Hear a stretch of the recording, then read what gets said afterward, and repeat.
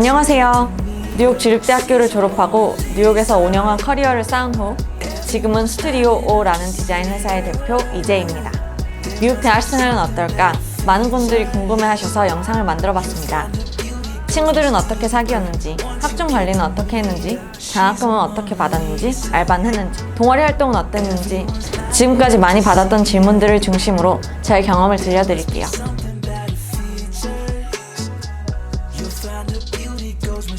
미국 대학교 생활은 엄청 짜릿하고 재밌는 일들로 가득해요. 입학하자마자 기숙사 친구들이며 extracurricular 친구들이며 새로운 그룹의 친구들을 엄청 많이 만나죠.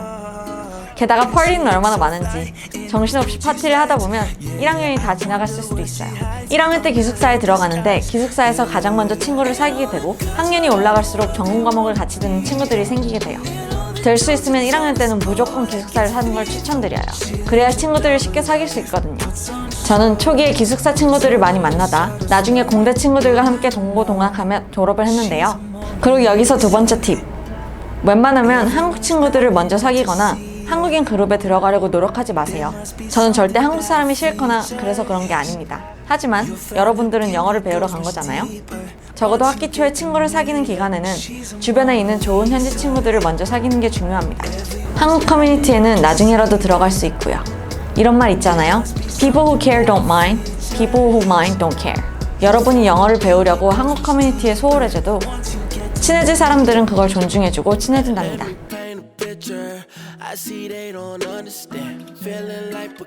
자, 이제 대학 가서 놀 수만은 없으니까 수업 얘기를 해드릴게요. 대학에 들어가서는 전공 과목과 교환 과목을 엄청 다양하게 들을 수 있고 이를 통해 수많은 경험을 할 수 있답니다. 교환 과목은 찾아보면 정말 특별한 수업이 많아요.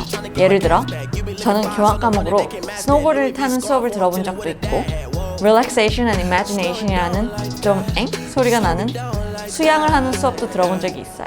그리고 아프리카에 있는 탄자니아 겨울방학 스터디 어브로드 프로그램의 교환 과목으로 들어본 적도 있고요. 유학을 가서 유학을 가지 말란 법은 없잖아요. 이런 독특한 경험들을 학점을 받으면서 할 수 있으니 꼭 교환 과목의 옵션을 열심히 찾아보시는 걸 추천드려요. 학점 관리의 꿀팁이라면 방법이 없어요. 그냥 열심히 해야 돼요. 정말 열심히 하는 거 이외에도 노하우를 말씀드리자면 일단 앞줄에 앉으세요. 알아듣던 못 듣던 교수님의 눈을 계속 마주치면서 수업을 들으세요. 그 맨 앞에 앉아놓고 늦게 들어오거나 갑자기 안 들어올 수는 없는 노릇이거든요. 그럼 점점 늘어요. 영어든 수업을 이해하는 정도다. 그렇게 매 수업마다 교수님의 눈을 열심히 맞추고 한 학기가 끝날 쯤 되면 교수님이 기억해주세요. 절대 이름을 기억하지 못하는 교수님도 얼굴은 기억해주신답니다. 그럼 여기서 열심히 했는데 정말 간만에 차이로 빗불을 받았어요. 그럼 교수님 오피스로 찾아가서 교수님 제가 진짜 열심히 했거든요.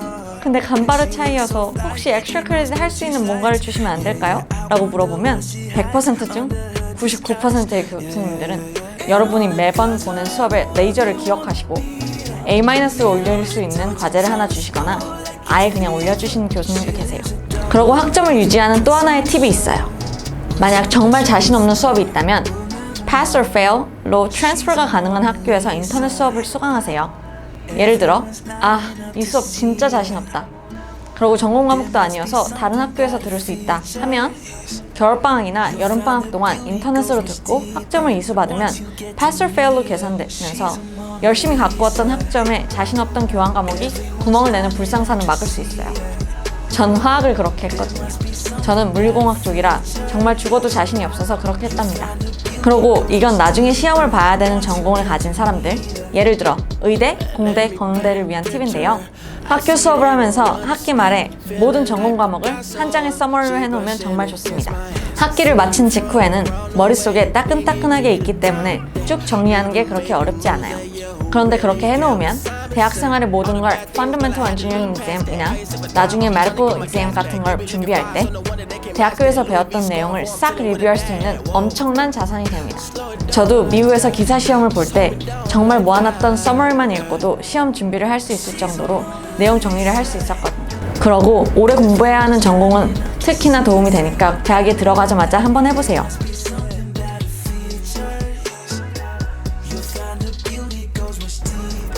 유학생들에게 장학금은 정말 하늘의 별 따기인데요. 보통 국가 장학금은 거의 영주권과 시민권자를 위한 장학금이 많기 때문에 아예 시도도 안 해보는 유학생들이 많아요. 여기서 팁! 교내에서 장학금은 유학생들에게 그랜트식으로 지급되는 것도 있으니 학과 내에서 주는 이메일을 열심히 보고 교내 장학금면 무조건 원서를 넣어보는 것도 좋아요. 저는 가뭄에 콩나든 있는 교내 장학금을 하나도 안 빠지고 다 넣었거든요. 그래서 그중 5개를 받았어요. 액수가 엄청 많은 건 아니지만 그래도 한동안 점심 식사가 축축한 샌드위치에서 따뜻한 햄버거로 승진하는 기분을 느낄 수도 있고 졸업할 때 경력으로 넣을 수도 있으니 놓치지 마세요.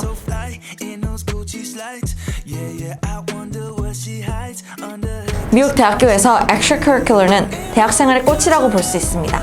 교내에 있는 프로그램만으로도 엄청 다양한 경험을 쌓을 수 있고 이걸 통해 좋은 친구들을 만날 수 있다는 것은 거의 모두가 알고 계시겠죠?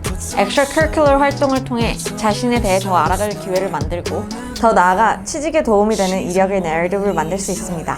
하지만 이번에도 그냥 넘어가면 노하우가 아니겠죠? 이런 extracurricular 중 교내의 workstudy나 part-time job을 1학년 때 하는 것을 추천드립니다. 왜냐? 법적으로 유학생들은 원래 일을 해서 돈을 벌면 안 되는 비자거든요. 학교에서 빼고요. 학교에서 있는 아르바이트를 하는 것이 유학생들에게 유일하게 있는 합법적 경제활동뿐만이 아니라 가장 빨리 소셜 시큐리티를 받을 수 있는 방법입니다. 소셜 시큐리티란 우리나라로 치면 주민등록번호처럼 미국 국세청에 개인정보가 등록되는 건데요. 이것을 첫 단추로 최대한 빨리 만들어놔야 학년이 올라가서 인턴십을 하거나 졸업 후 취직을 할 때 더 수월하게 자리를 잡을 수 있습니다. 그런데 이것도 1편에서 언급한 narrative building의 일종입니다. 1편을 못 보신 분들은 여기서 확인해주세요. 저도 1학년 때 workstudy나 part-time job을 했었는데요. 새벽 시간에 카페테리아에서 감자튀김을 건너뛰겼습니다. 하지만 의미 있었죠. 그걸로 소셜 시큐리티를 따서 다음 학기 때 인턴을 했으니까요. 그게 무엇이든 1학년 때 part-time job 해보는 것을 꼭 추천드립니다.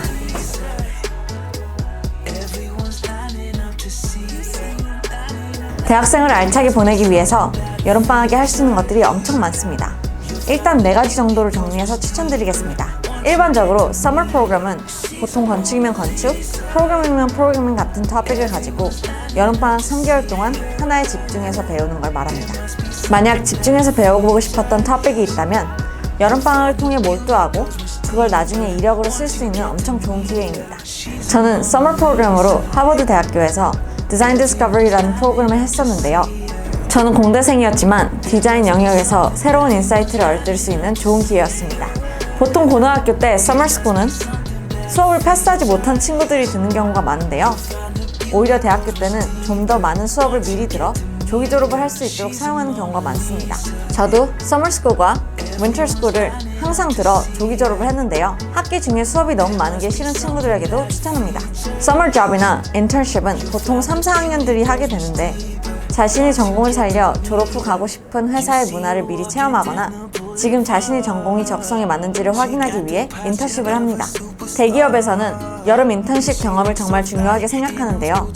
대기업을 준비하는 친구들에게는 머스트라고 볼 수 있습니다. 이 인턴십을 어떻게 준비하느냐에 관해서는 다음 3부 영상에서 더 말씀드릴게요. Summer Research나 Teaching Assistantship은 여름방학 동안 교수님의 연구를 돕거나 채점 조교로 일하는 것을 말합니다.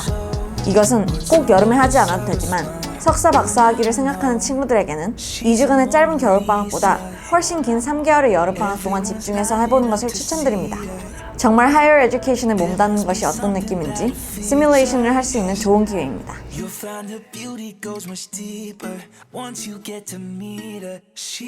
대학교마다 라이팅 센터라는 곳이 있는데 거기서는 과제 문법부터 시작해서 논문의 abstract 문장 논리까지 가져오는 모든 자료들에 맞추어 주어진 시간 동안 과외처럼 튜터링 해주는 프로그램들이 있습니다.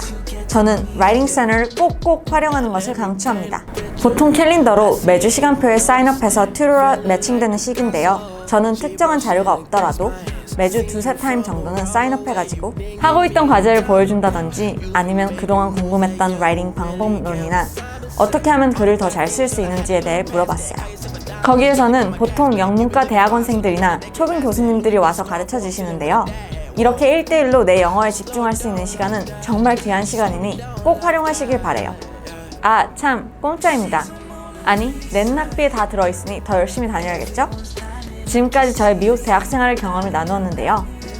유학을 시작하는 분들, 유학을 준비하고 있는 분들에게 조금이나마 도움이 되었으면 좋겠습니다. 아래 영상 소개 글에 미국 대학 진학 상담을 받을 수 있는 종로유학원 링크와 저희 인스타그램 주소를 달아두었으니까요. 이외에도 궁금한 점이 있으면 DM 남겨주세요. 유학생 여러분, 그러고 유학을 준비 중인 여러분 모두 화이팅입니다. 감사합니다.